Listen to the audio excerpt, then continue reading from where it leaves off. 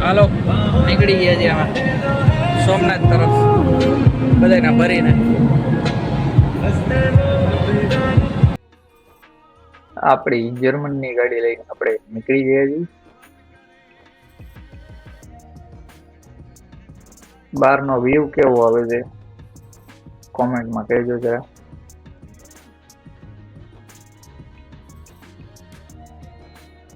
કપડા મેચિંગ કરવા છે વગાડતા વગાડતા નીકળી ગયા છીએ અમે.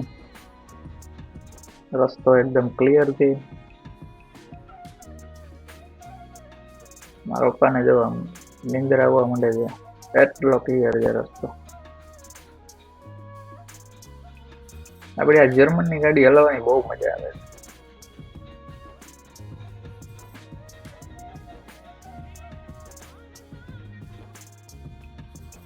બધા ચા પાણી પીવા બેસી ગયા છે.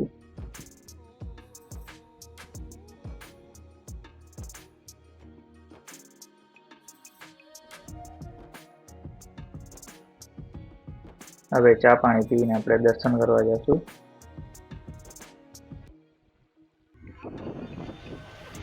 આ સોમનાથની બજાર આવી ગઈ છે. બજારમાંથી અંદર થાતા આપણે મંદિર તરફ જાય છીએ.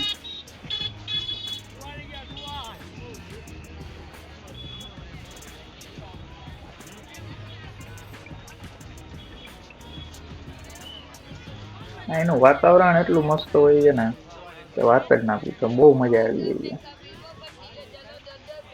એટલે અહીંયા આવો એટલે 1 કે 2 દિવસનો ટાઈમ લઈને રોકાવા જરૂર આવે.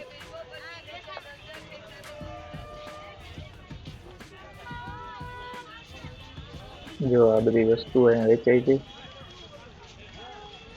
દરિયાને લગતી બધી વસ્તુ અહીંયા વેચે છે આ લોકો. બહારની બાજુનો ગ્રાઉન્ડ છે. પેલા અહીંયા સુધી ગાડી આવવા દેતા હતા, હવે બંધ છે. અંદરની તરફ કેમેરાની મનાઈ છે એટલે આપણે અંદર એનાથી આગળ ઉતારી નથી શકીએ.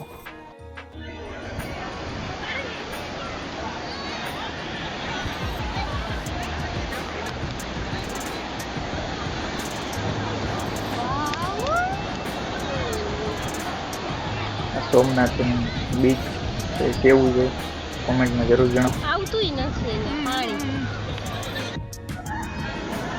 આ જો પાણીના મોજા આવે છે, નળીઓ વાટે છે. આમ જવું છે પાણીમાં પગ ડૂબાડવા, પણ બીક લાગે છે.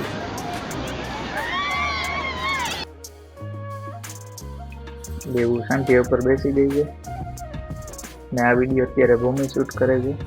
ભૂમિ અને દેવુએ મળીને આજનો આ વિલોગ શૂટ કર્યો છે, કેમ કે મારે થોડુંક કામ વધારે હોય છે સવારના ભાગમાં. એટલે મેં હોટલમાં રોકાઈને કામ કર્યું અને આ લોકોએ બીચ ઉપર મજા કરી. પાછો આવી ગયો છે સાંઢીઓ ને દેવુને ઉપરથી ઉતારવાનું મન થતું નથી. જોવું જોઈએ કેવો લાગ્યો વિલોગ કોમેન્ટમાં જરૂર જણાવજો. Thank you for watching.